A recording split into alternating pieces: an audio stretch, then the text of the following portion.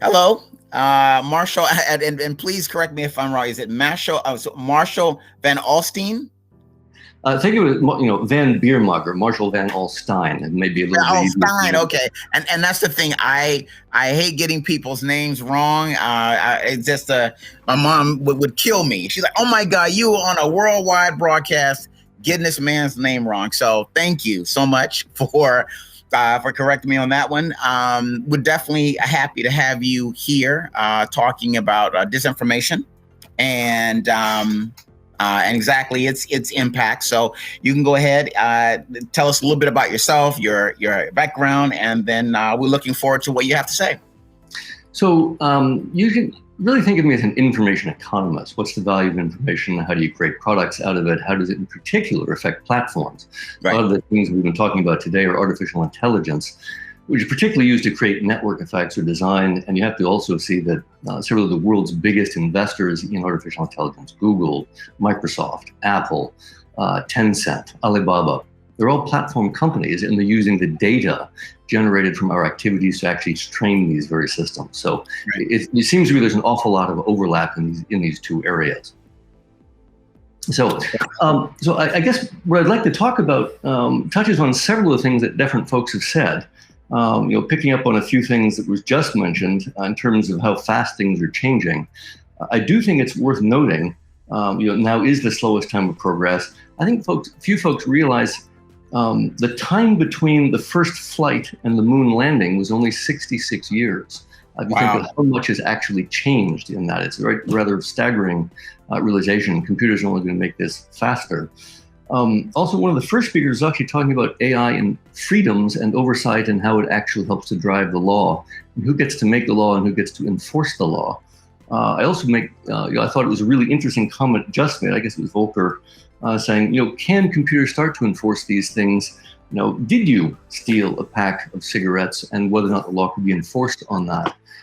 This brings us to what I consider a fairly deep and interesting, but also troubling question, which is the extent to which any of these things are based on truth. Can we agree on what is true or not?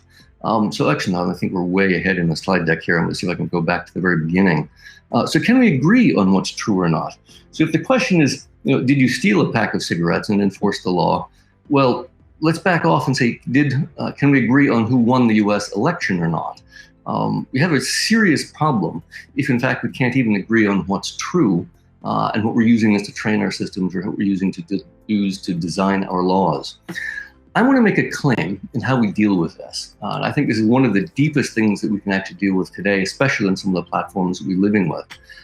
I want to argue that, in fact, one of the reasons that disinformation is so hard is that we currently lack institutions for dealing with externalities. So I want to go back into what I think is defining fake news and then see if we can provide a couple of interventions, maybe as ways to look at or help solve that problem. A few of them may come across the data. There was kind of a fun study in Science in 2018 that made the observation using all the Twitter data for a decade that falsehood diffused significantly farther, faster, deeper, and more broadly than truth in all categories of information. It's a wonderful, and interesting, and fascinating observation that in some sense scientifically suggested a trial like a travel have to get its boots on. This was attributed to Mark Twain, which is wonderful for two reasons. One, not only does it seem that it's true, but it's also self-reinforcing. It turns out that very claim is false information because it has variously been attributed to half a dozen different people going all the way back to Jonathan Swift in 1710. So it's an interesting example of falsehood continuing. One of the interventions, I want to argue that there are at least half a dozen categories of interventions and that we're having real problems with each and every one of them. So people have proposed, and if you look at the blue lines here, folks have proposed fact-checking using crowds or algorithms. They've talked about educating consumers or using accuracy nudges to promote more careful sharing or interpretation of the data. Or maybe truth chasers or improved discovery of the truth to help folks find what's accurate. Or maybe turn to tagging and product labeling, or blocking the people and banning the ones who are disseminating it, or demoting the stories in the newsfeed. Each and every one of these suffers difficulties. Fact-checking is hard to verify claims off the platform. It's really hard to prove that something did not happen. There are wonderful images of purported Trump campaigns that turned out to have been actual gatherings at basketball games. Really interesting that these did happen, but they weren't attributed to that event. Or educating consumers, folks actually may distrust those who would educate them, or they want selective hearing for confirmation bias. Truth chasers, there's no statistical evidence that it actually works. The study by Brendan Nyan suggests that it didn't happen. Tagging and product labeling is a problem. Ideologues just don't care. Maybe it's the case that they just hate Hillary, or this simply leads to recursive discrediting of the people that do the tagging or the product labeling. Maybe the people that do the labeling are themselves biased. So often there's an attack against the media that label one particular category. Banning then leads to an arms race where they simply reapply under a new name. Or what's interesting is you also create martyrdom out there. After Alex Jones was deplatformed, his activity increased dramatically, and he was actually even able to use this for fundraising. Or activities like spam simply become an arms race where folks try various different iterations of it to try to pierce the various filters.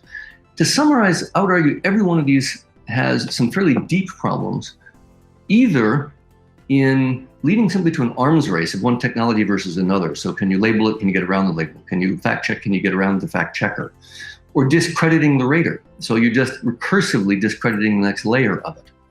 One of these, I think, is a really important one that's missed by almost all of them, is it puts responsibility on the wrong foot. It puts it on the reader or the platform, when it should be the author, the one that's writing the false content, that should take responsibility. There's also something that's a deep economics for all of these.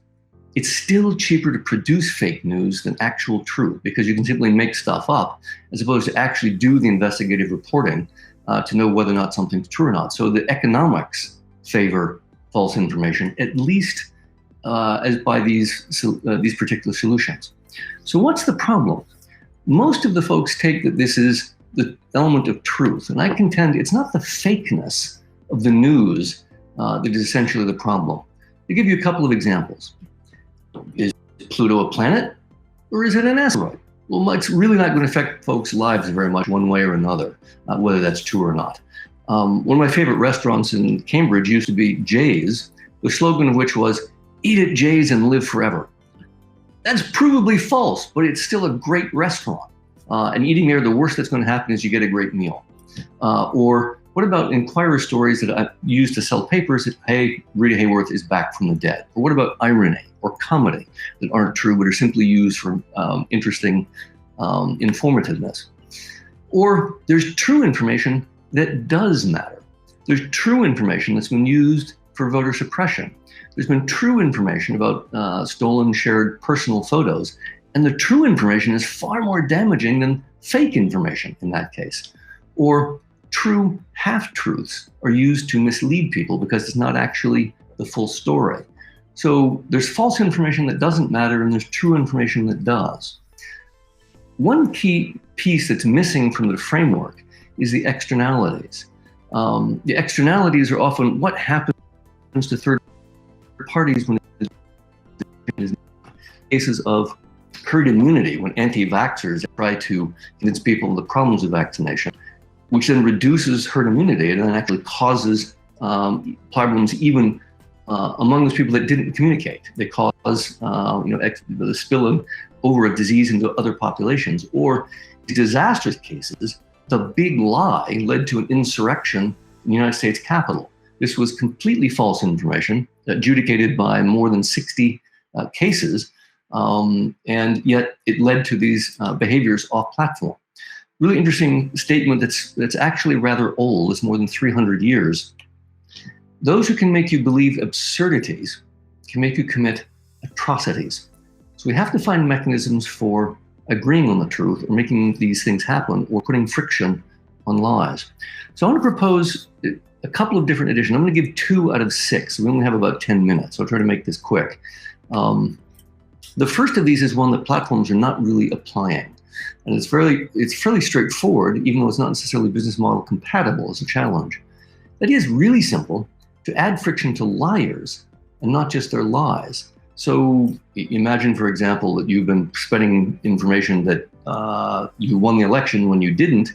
Imagine you were to cut the network in half and delay the messages. And for each instance for which this happens, you cut it in half again and delay messages again. What this does is it motivates the liars to actually tell true information in order to convince others. Otherwise, because even the ideologues are seeking influence, they can't use disinformation to do it. This has a couple of different advantages. Ex post verification is far easier than ex ante, and it puts the burden on the source to be truthful rather than on the platform or the recipient. And because ideologues need access to disseminate their views, reputations quickly lost and slowly gained means even they will behave better. It's interesting that it's not business model compatible. In fact, several congressmen and senators have called on Facebook, Instagram, Twitter, and others to be more assiduous in doing exactly this, putting the friction on the liars. They claim they reduce information. They claim to have reduced, in Facebook's case, 12 million key pieces of content based on an imminent physical harm standard. It's a fairly weak standard. As others have pointed out, only a dozen people accounted for almost 2/3 of vaccine misinformation. Clearly, the platforms are more interested in engagement than they are in disseminating truth or putting friction on the liars that are actually participating in engagement. There's a deeper solution, though, I think that's actually quite interesting, for which we lack particular mechanisms. So let me pose a question to you. Here are 3 different possible scenarios. So I was looking for a bike lock for my son recently, who acquired a bike, and here are 3 different locks with actual information. Which lock do you believe is the most valuable, or which claim is most credible? Suppose the claim is that we will protect your bike. The first one is $22.99, and there's no warranty. The second one is $35 lock with a 90-day money-back guarantee and a 3-year warranty on the locking mechanism. The third is an $80 lock with a lifetime warranty and $2,500 insurance if your bike is stolen.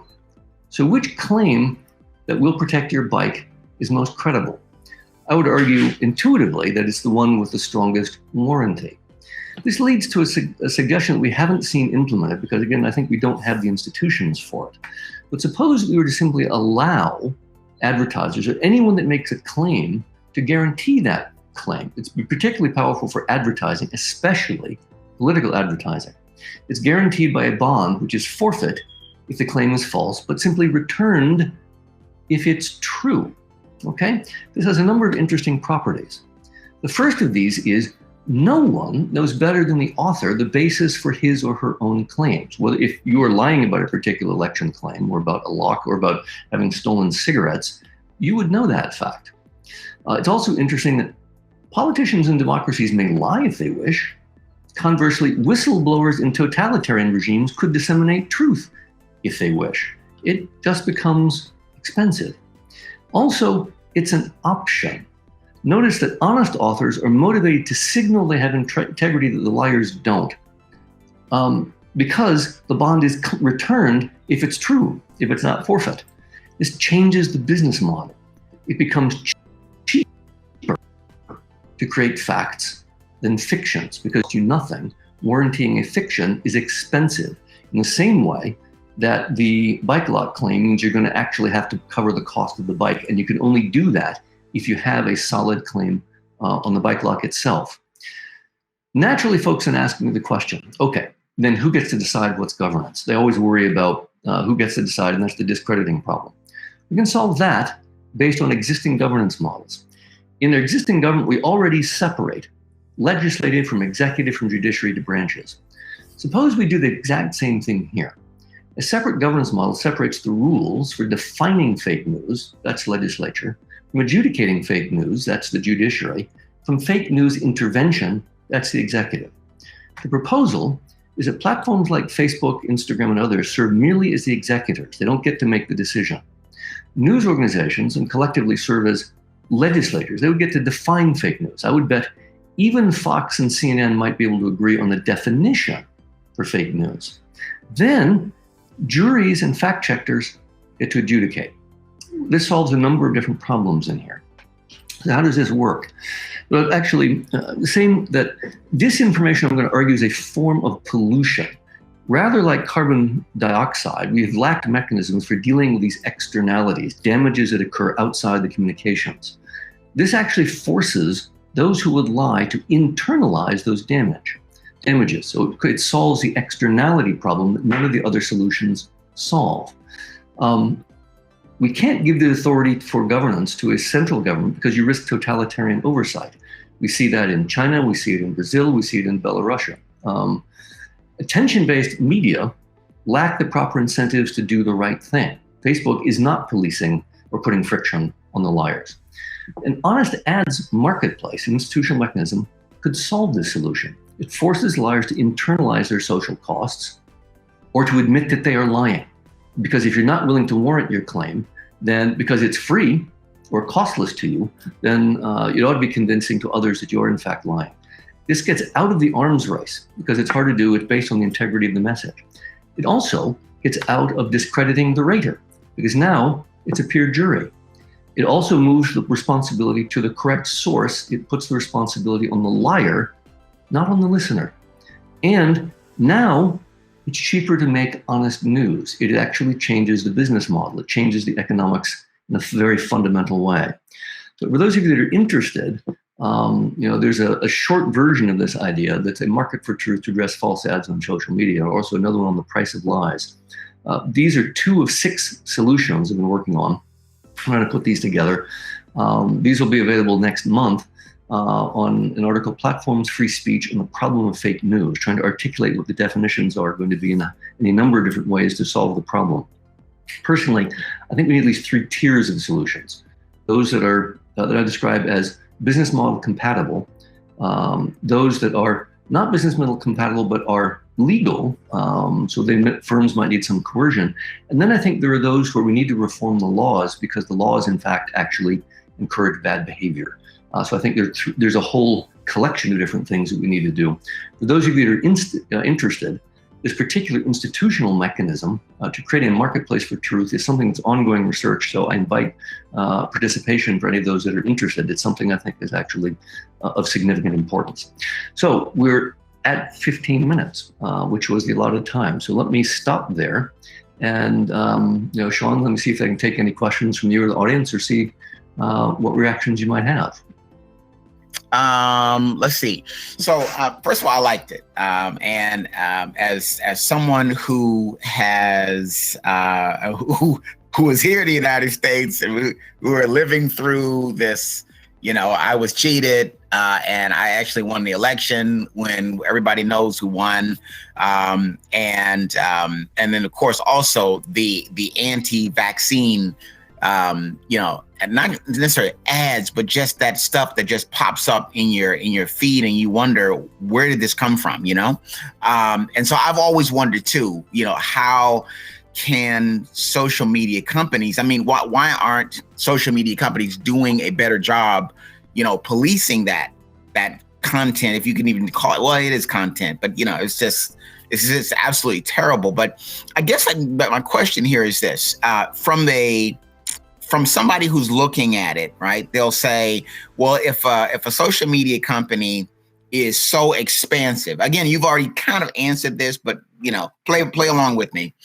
If a social media company is so expansive in rooting out what they regard as disinformation, they run the risk of, say, silencing somebody who's providing timely updates about disinformation. Then on the other hand, if they do too little of it, obviously disinformation goes through. So speak to a little bit of that kind of trade-off there, that false positive, false negative trade-off that's out there. So this is one of the things I hope would be a valuable contribution of the particular, honest ads marketplace, because it gets the platform out of the business of deciding what's true and what's not. It gets them out of the filtering business. In that particular instance, it's the folks that would be making particular claims that would actually have to, again, this is more for the ads market than for an individual speaker, an individual, poster on a social network. But to pump it up one level, Twitter rejected all political ads, no matter what they were, and Facebook rejected no political ads, no matter how egregious they were. Right. The one where newcomers can't introduce themselves to the marketplace. On the other hand, folks can lie in any way they wish. And I think it's actually important if we get the platform out of the business of deciding what's true and what's not true. I would put them simply in the role of acting on the enforcement role when a peer jury or something might decide what's true based on that. And then we can also then apply these other mechanisms. And again, these are only 2 of 6 different solutions. I actually think this friction mechanism is especially important. Even then, I think ideologues would behave better if they knew they would clip their own influence, they would clip their own social networks by constantly lying. And again, it's one of those things where you get warning, you get notice that this is going to happen. And if you continue with it, then you trim your social network. And I think this changes the incentives of the individuals, and it takes responsibility off the user from having to police everything they read, which again, I believe is one of the mistakes of the current approaches to solving this disinformation and fake news problem. Right.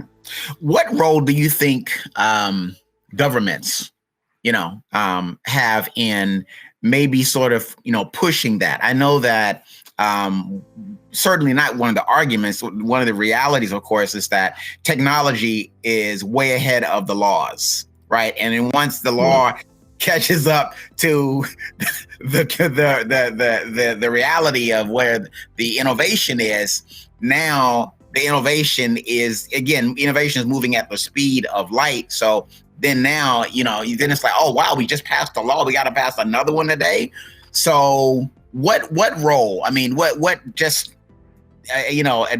kind of like approach, I don't necessarily approach, but kind of like push should government, should governments push be like, if you were looking at it in terms of percentages and you had government and you had private industry, should government just be doing what, say 70, should it be like 70 government, and then maybe private industry 30, that kind of thing? You know what I'm saying? Like, the government have a much heavier hand in saying, I understand that you're a private business, but your model is, it's breeding a lot of this disinformation, that we as politicians and that society in general has to grapple with. Yeah, that's a great question. Let me give you a couple of different tiers of answer to that. So one of the ideas behind the honest ads marketplace is we have existing institutions that we can borrow from. So one of the things that governments could do would be to create analogous bodies to things like the Securities and Exchange Commission. Sure. We have already had to police lots of these kinds of disinformation practices around securities exchanges, around misinformation about stocks. And the Securities and Exchange Commission is exactly the kind of institution that can be certified and enacted by government to enable these marketplaces to exist. So I think that's the first tier.